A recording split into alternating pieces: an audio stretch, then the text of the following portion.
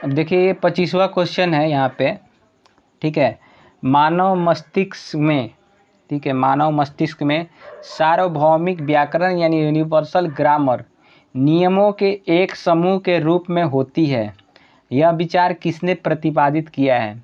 BF Skinner ने, Watson ने, लेव वाइगोत्स्की ने या फिर नॉम चॉम्स्की ने? तो इसको किया था नॉम चॉम्स्की ने, ठीक है। जो उन्होंने बताया था कि सभी जो बच्चे होते हैं उन मनुष्य के अंदर एलईडी यानी लैंग्वेज एक्वाइजेशन डिवाइस पाया जाता है, ठीक है। अब अगला जो क्वेश्चन है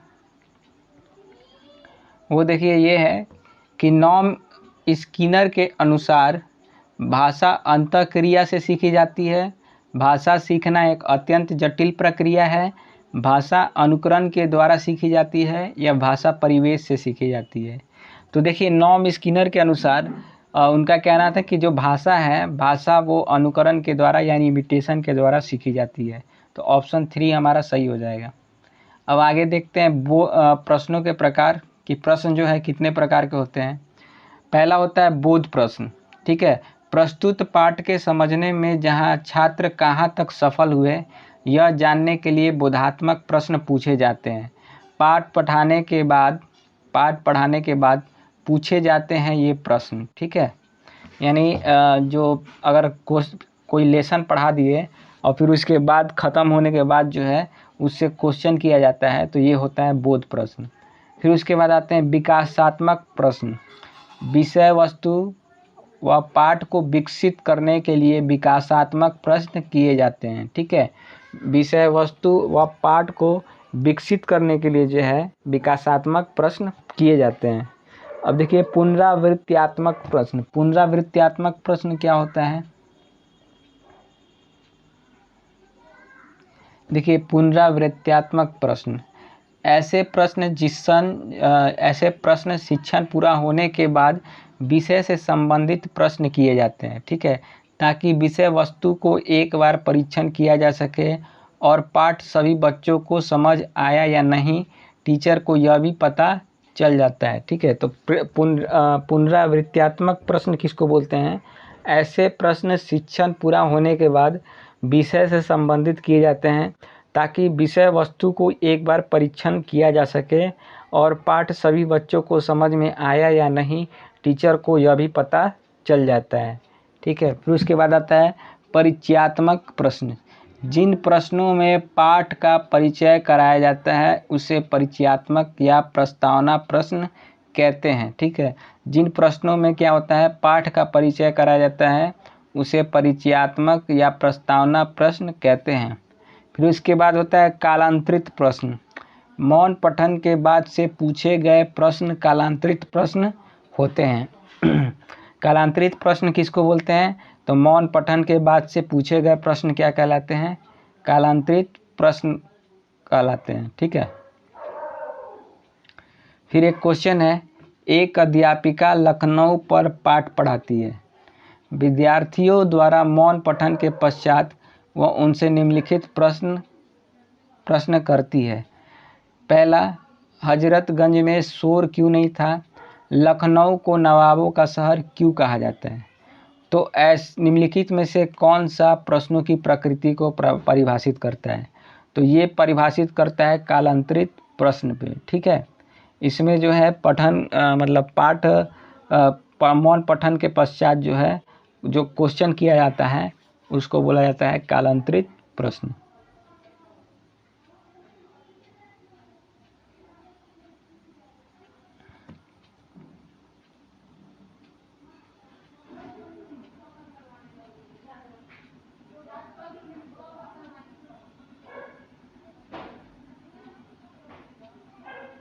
अब देखिए उत्तम पाठ्य पुस्तक, भाषा एवं शब्द भंडार। पाठ्य पुस्तक के अंदर भाषा बच्चों के अकॉर्डिंग होनी चाहिए। एक ऐसी भाषा होनी चाहिए जो बच्चों को इजीली समझ में आए। ये नहीं कि एक स्टैंडर्ड भाषा का यूज कर दिया जाए और उनके मानसिक क्षमता से ज़्यादा हो, और उसके अंदर खूब शब्द भंडार देखने को मिलने चाहिए जिससे बच्चों की शब्द भंडार की वृद्धि हो, ठीक है। तो भाषा एवं शब्द भंडार यानी पाठ्य पुस्तक के अंदर भाषा बच्चों के अकॉर्डिंग होनी चाहिए। एक ऐसी भाषा होनी चाहिए जो बच्चों को ईजिली समझ में आए। ये नहीं कि एक स्टैंडर्ड भाषा का यूज कर दिया जाए और जो उनके मानसिक क्षमता से क्या हो, ज़्यादा हो। और उसके अंदर खूब शब्द भंडार देखने को मिलने चाहिए जिससे कि बच्चों के शब्द भंडार की वृद्धि हो। ठीक है।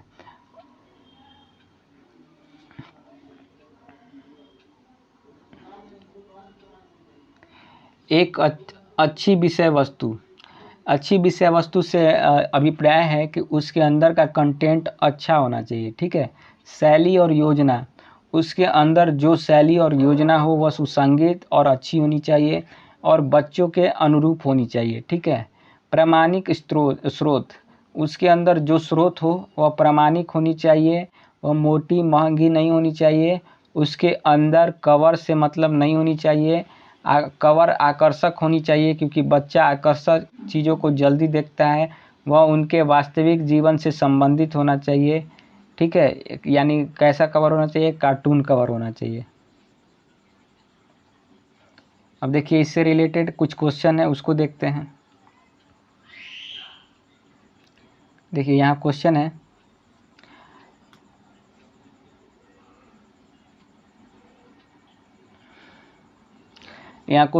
प्राथमिक स्तर की पाठ्य पुस्तक में कार्टून, भाषा विज्ञापन आदि बच्चों के भाषा क्षमता विकास में क्या होता है, तो सहायक होता है। ठीक है। फिर उसके बाद है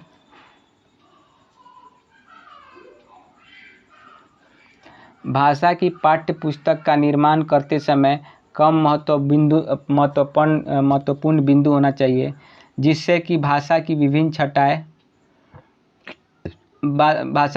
छटाएं, अभ्यासों में वैविध्य, विषय वस्तु में वैविध्य, पाठों की संख्या। ठीक है। भाषा की पाठ्य पुस्तक का निर्माण करते समय कम महत्वपूर्ण बिंदु क्या है कि पाठों की संख्या क्या होनी चाहिए, कम होना चाहिए। तो इसको ज़्यादा महत्व नहीं देना चाहिए। बाकी सबको क्या है, भाषा की विभिन्न छटाएं होनी चाहिए, अभ्यासों में वैविध्य होना चाहिए, विषय वस्तु में वैविध्य होना चाहिए। ठीक है। निम्नलिखित में से कौन सा किसी उत्तम पाठ्य वस्तु का मूलभूत मानदंड नहीं है। देखिए भाषा एवं शब्द भंडार क्या होता है, उत्तम पाठ्य पुस्तक में होना चाहिए। विषय वस्तु भी होना चाहिए, शैली एवं योजना होना चाहिए, मुद्रण एवं जिल्द यानी कवर चढ़ाना उतना जरूरी नहीं होता है। तो इसका आंसर हो जाएगा चौथा। अब देखिए आकलन। ठीक है। आकलन, विद्यार्थी विषय की समस्या को पहचान कर उसके अनुसार शिक्षण विधि में सुधार क्या कहलाता है, तो आकलन का एक महत्वपूर्ण अंग होता है। ठीक है। विद्यार्थी विशेष की समस्या को पहचान कर उसके शिक्षण विधि में सुधार, ठीक है, आकलन का एक महत्वपूर्ण अंग होता है। अब देखिए 32 क्वेश्चन नंबर देखते हैं। इसमें कहा जा रहा है एक भाषा शिक्षक विद्यार्थियों के आकलन के दौरान विद्यार्थियों के बारे में जानकारी संकलित करता है या करती है। तकनीकी शब्दावली तथा भाषा द्वारा विद्यार्थी को प्रतिपुष्टि देने के लिए, ठीक है, शैक्षणिक एवं शैक्षणिक पहलुओं से जुड़े विविध उपकरण एवं प्रविधियों का उपयोग करना। तो इसका आंसर हो जाएगा सेकंड। ठीक है। एक भाषा शिक्षक विद्यार्थियों के आकलन के दौरान विद्यार्थियों के बारे में जानकारी संकलित करता है, क्या करता है कि शैक्षणिक व शैक्षणिक पहलुओं से जुड़े विविध उपकरणों एवं प्रविधियों का उपयोग करना। ठीक है।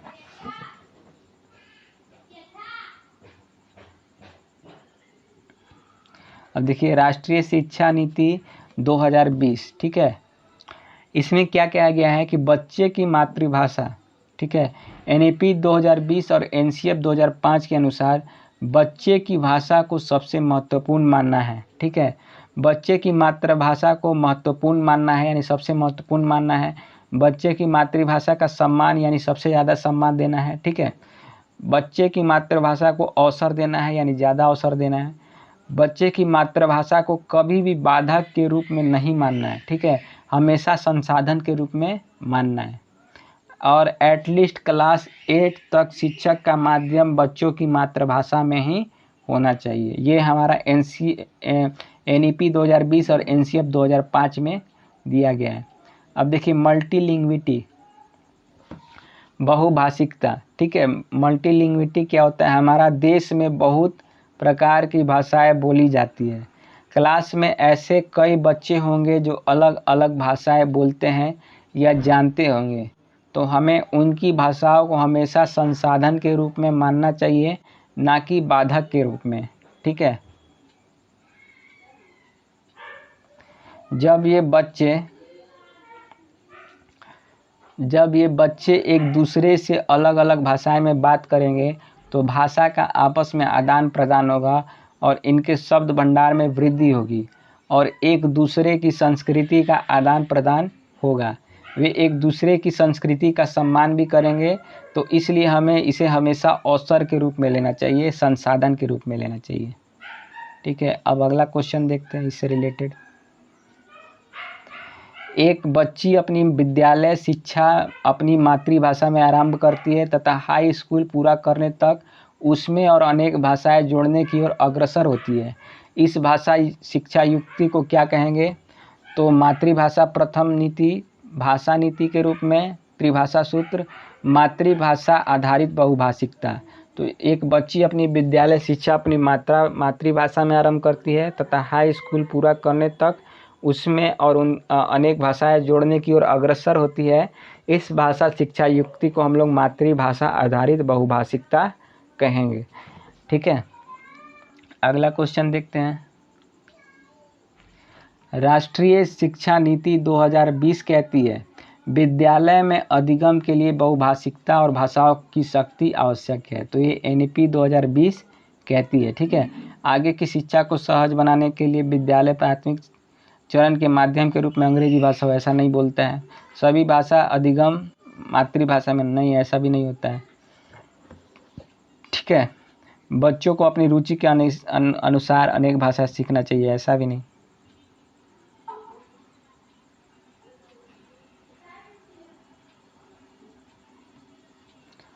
थर्टी 35 वाला क्वेश्चन देखते हैं। 35 राष्ट्रीय शिक्षा नीति 2020 के अनुसार निम्नलिखित में से भारत सरकार की कौन सी पहल इस बात पर बल देती है कि विद्यार्थी अधिकांश रूप से प्रमुख भारतीय भाषाओं की उल्लेखनीय एकता के बारे में जानेंगे?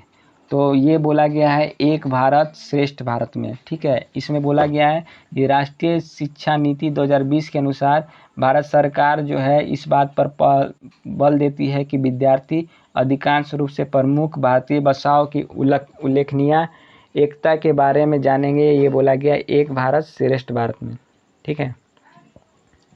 फिर अगला देखते हैं हम लोग।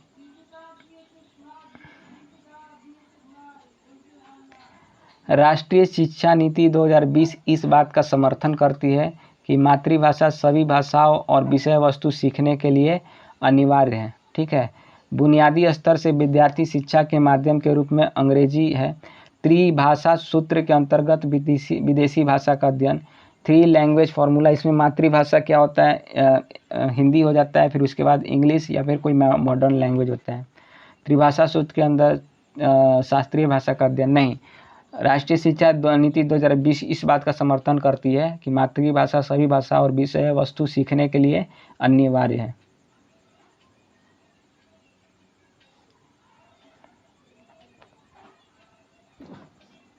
राष्ट्रीय शिक्षा नीति 2020 में विदेशी भाषाओं जैसे कोरियन, जापानी, थाई, फ्रेंच, जर्मन, स्पेनिश, पुर्तगाली और रूसी के अध्ययन को किसके रूप में लिया गया है? तो अतिरिक्त भाषाओं के रूप में लिया गया है, ठीक है।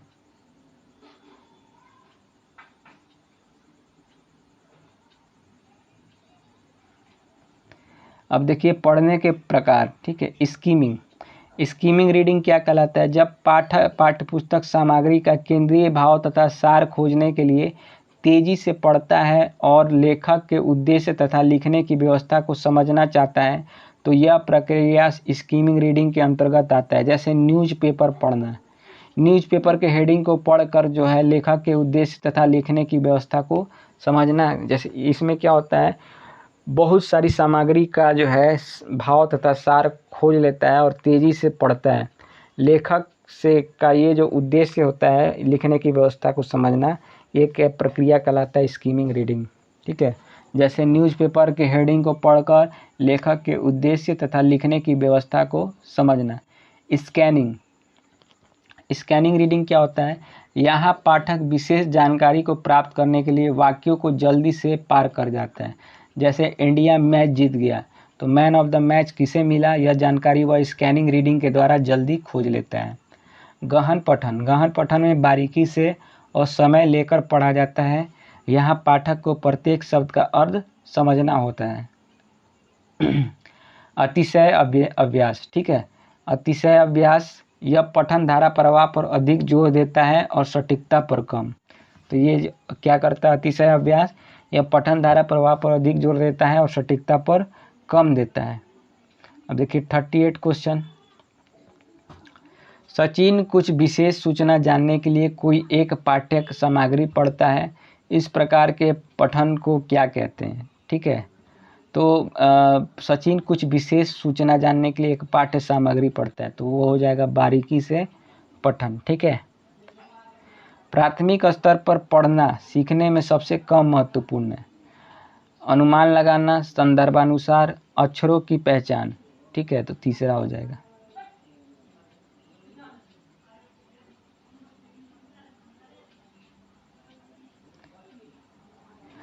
जब पाठक पाठ्य सामग्री का केंद्रीय भाव तथा सार खोजने के लिए तीव्रता से पढ़ता है और लेखक के उद्देश्य तथा लिखने की व्यवस्था को समझना चाहता है या चाहती है, यह प्रक्रिया किसके अंतर्गत आती है? तो स्कीमिंग रीडिंग के अंतर्गत आती है। स्कैनिंग में क्या होता है? मान लीजिए कोई विशेष जानकारी देखना होगा तो स्कैनिंग रीडिंग होता है। गहन रीडिंग में बहुत बारीकी से पढ़ा जाता है। अच्छा, फिर उसके बाद आता है शब्द भंडार। ठीक है, शब्द संपदा को बोलते हैं शब्द भंडार। कक्षा 3 की अध्यापिका अपने शिक्षार्थियों को विशेषण पढ़ाती है। पढ़ाते समय उन सभी शब्दों की सूची बनाने के लिए कहती है जो किसी वाक्य में व्यक्ति या वस्तु की खूबी का वर्णन करता है। यह कार्य सहपाठियों के साथ चर्चा करने के लिए कहती है। शब्द संपदा बढ़ाने का यह कौन सा तरीका है? तो संदर्भ में शब्द संपदा।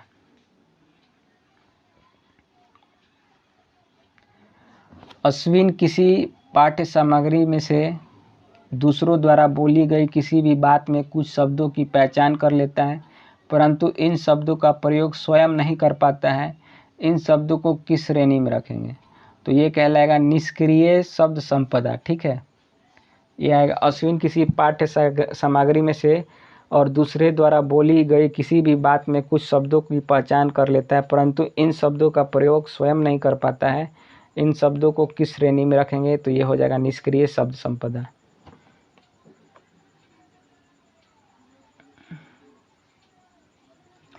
उत्पाद शब्द संपदा से क्या तात्पर्य है?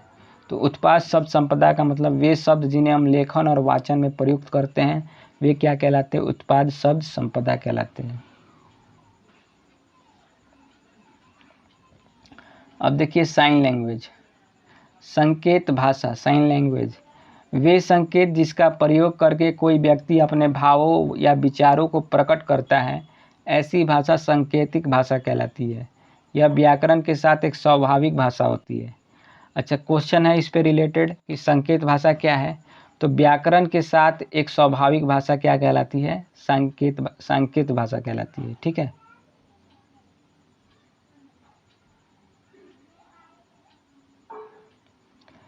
फिर अगला क्वेश्चन है भाषा के उपागम। इसका मतलब होता है भाषा को सीखने का तरीका। इससे रिलेटेड क्वेश्चन देखते हैं। भाषा के क्रियात्मक पहलू को भाषा का अधिगम के साथ बढ़ावा मिलता है। तो क्या मिलता है? तो संप्रेषणात्मक अधिगम, जिसमें बच्चा कॉम्बिनेट करता है। भाषा विकास की अवस्था। ठीक है, तो क्रंदन होता है जन्म से लेके 2 साल तक। ठीक है, अनुकुंजन यानी कुइंग होता है 2 से 3 महीना। जो क्रंदन होता है जन्म से, कुइंग जो होता है 2 से 3 महीना, बबलाना ये 12 महीना से स्टार्ट हो जाता है। तो ये भाषा विकास की अवस्था होता है। अब यहाँ से क्वेश्चन हम लोग देखते हैं।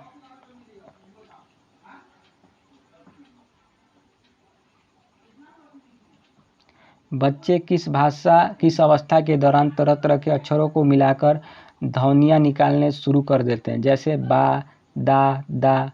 तो ये होता है बबलाने की अवस्था।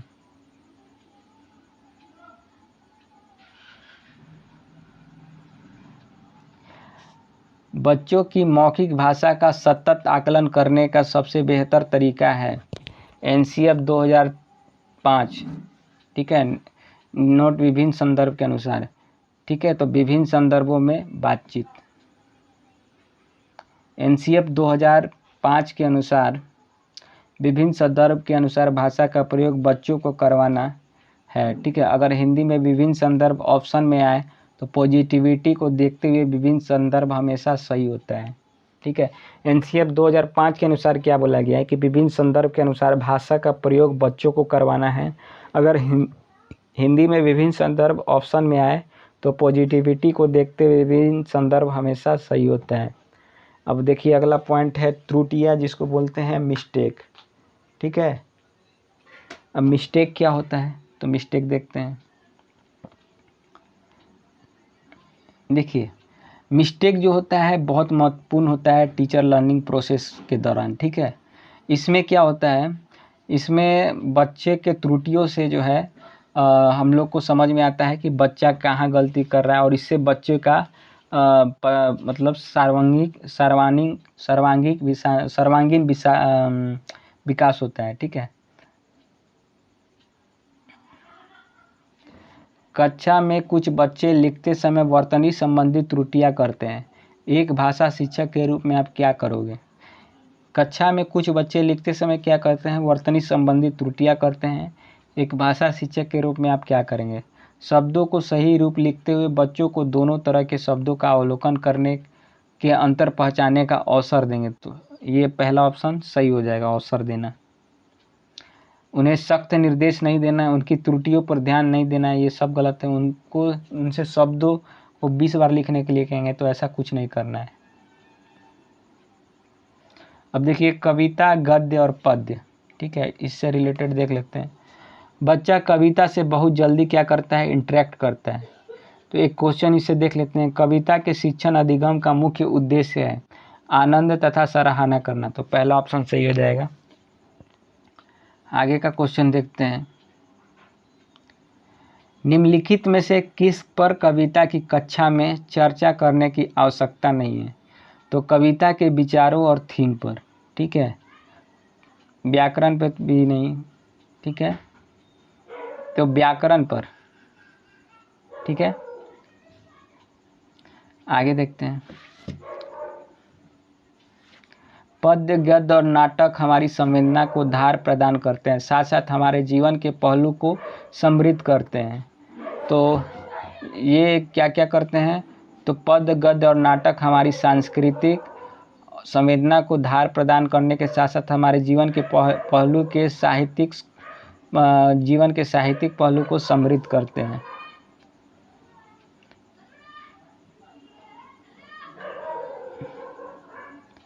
अब देखिए अगला क्वेश्चन है,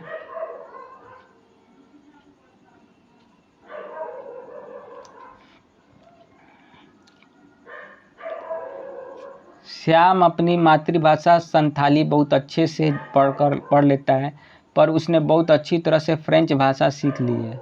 वह फ्रेंच भाषा भी पढ़ लेता है, इसे क्या कहते हैं। तो इसे कहते हैं कौशल का अंतरण, ठीक है। श्याम अपनी मातृभाषा संथाली बहुत अच्छे से पढ़ लेता है, उसने बहुत अच्छे तरह से फ्रेंच भी सीख ली है, तो वह अब फ्रेंच भाषा भी पढ़ लेता है, तो इसे कहते हैं हम लोग कौशल का अंतरण। अब अगला क्वेश्चन देखते हैं, निम्नलिखित में से कौन सा सामाजिक बोली को परिभाषित करता है, व्यक्तियों के समूह अथवा समुदाय की भाषा वाक विशेषज्ञों को, ठीक है। तो व्यक्तियों के समूह अथवा समुदाय की भाषा वाक विशेषज्ञों को सामाजिक बोली परिभाषित करते हैं। फिर देखिए लास्ट जो क्वेश्चन है वो देख लेते हैं, भाषा की कक्षा में शिक्षार्थी काबुलवाला की कहानी पढ़ते हैं, बाद में उन्हें कहानी के कुछ दृश्यों की पृष्ठभूमि से संबंधित चित्रात्मक सामग्री व संक्षिप्त वर्णन दिया जाता है। चित्रों में वर्णित या दो दृश्यों का कुछ शिक्षार्थियों द्वारा अभिनय किया जाता है। शिक्षार्थी अभिनय किए गए दृश्यों को देखते हैं, यह प्रक्रिया क्या कहलाती है? तो यह प्रक्रिया कहलाती है अवलोकन। भाषा की कक्षा में शिक्षार्थी काबुलवाला की कहानी पढ़ते हैं, बाद में उन्हें कहानी के कुछ दृश्यों की पृष्ठभूमि से संबंधित चित्रात्मक सामग्री व संक्षिप्त वर्णन दिया जाता है। चित्रों में वर्णित या दो दृश्यों का कुछ शिक्षार्थियों द्वारा अभिनय किया जा सकता है। शिक्षार्थी अभिनय किए गए दृश्यों को देखते हैं, तो यह प्रक्रिया कहलाती है अवलोकन। तो इसी के साथ जो है हमारा जो हिंदी पेडागॉजी होता है वो समाप्त होता है।